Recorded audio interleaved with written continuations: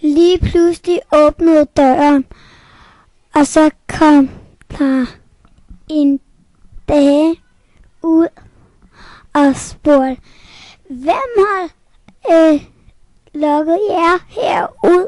Kom indenfor, så kan I få æbleskiver.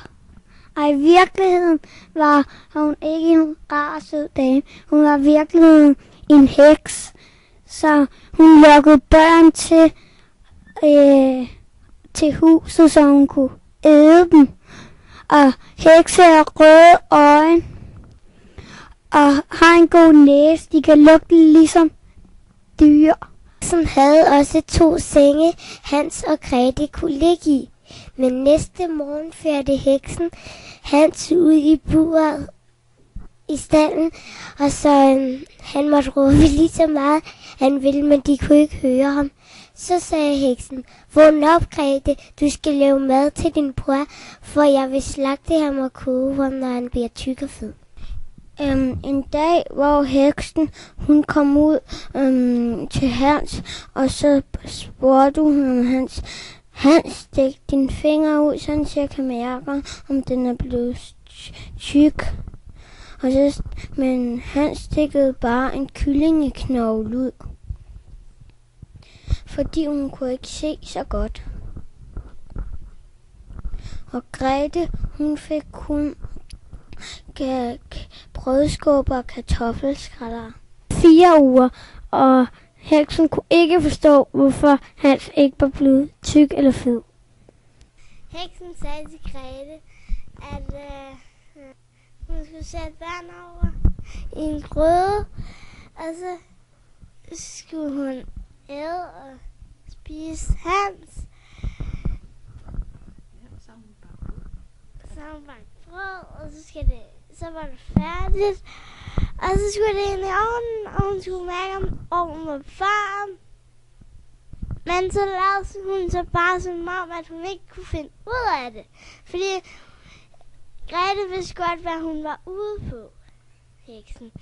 Men jeg kan godt huske. Hun ved ikke, hvad man gør, men heksen sagde, jeg kan da godt finde ud af det.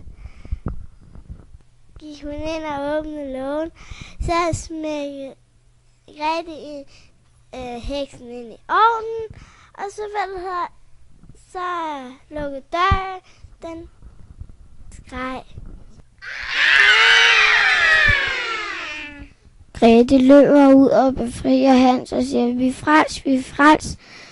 Og så går de ind i heksens hus og finder en kiste med perler og diamanter og ædelstener og fylder lommerne og forklædet og så går de hjem. De går igennem stormen, og pludselig ser de en sø, og så de kan ikke komme over, der er en båd og en bro, og så ser Grete en anden og spørger, om den gerne vil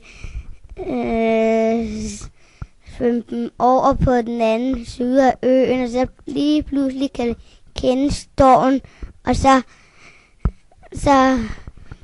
ser de huset, og så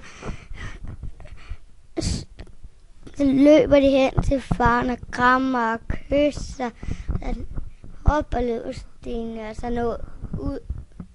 Og moren var død. De levede lykkeligt til deres dages ende. Christian, kom lige op. Nu!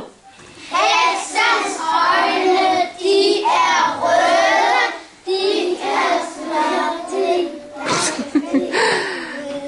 Heksens øjne, de er røde.